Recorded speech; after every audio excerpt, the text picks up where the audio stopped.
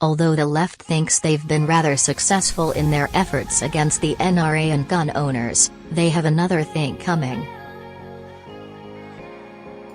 In fact, Delta Airlines proved just that after they threw NRA members to the curb, and that was about the time a few congressmen slapped them with a $38 million knockout. The left has turned up the pressure when it comes to gun control after the February 14 mass shooting at the Marjorie Stoneman Douglas High School in Parkland, Florida. But, unfortunately for them, it seems that common sense and logic is their own worst enemy as they're still getting their butts kicked, despite having emotion on their side. However, that doesn't mean that they haven't scored a few small victories in the process.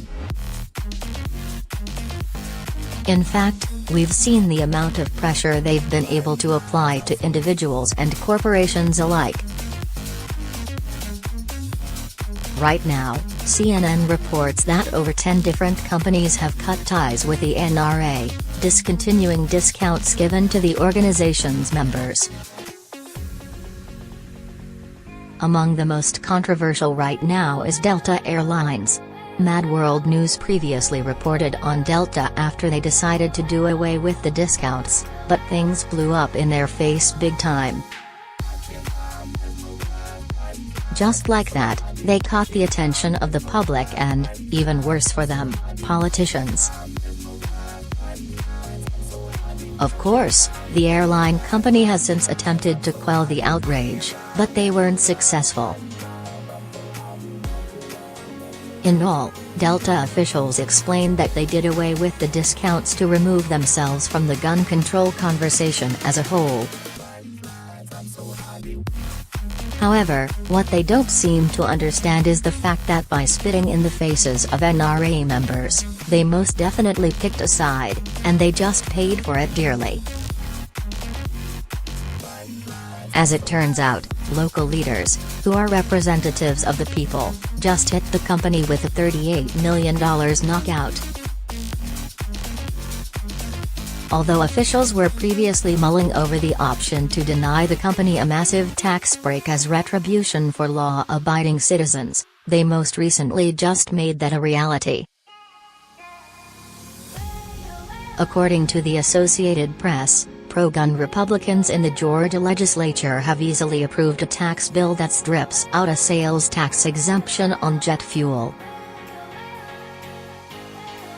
Delta, based in Atlanta, would have been the primary beneficiary. As if that wasn't good enough, IJ Review further reports that the bill passed through both chambers by wide margins, and Georgia Governor Nathan Deal, R., has already indicated that he will sign it.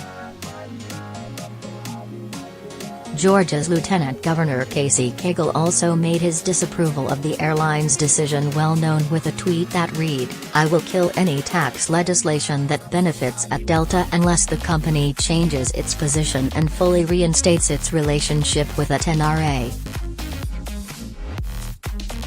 Corporations cannot attack conservatives and expect us not to fight back. So, because Delta decided to turn their backs on their customers who own guns, those same individuals have directed their representatives to return the favor. In the end, the little amount that Delta saved by doing away with discounts for NRA members just cost them big time, and we're talking numbers in the tens of millions. The left seems to have convinced the public that their opinions are far more valuable than they actually are. Truth be told, the fact of the matter is that conservatives just tend to whine less when things don't go their way. However, when idiots decide to trample on our constitutionally protected rights, well, let's just say you'll know it. Words only go so far, and change can only be implemented through action. Fortunately for the right, when you piss us off, we're rather effective at doing a bit more than flapping our gums. the left likes to whine, but the right will blast you with a $38 million consequence, and that's the difference between us.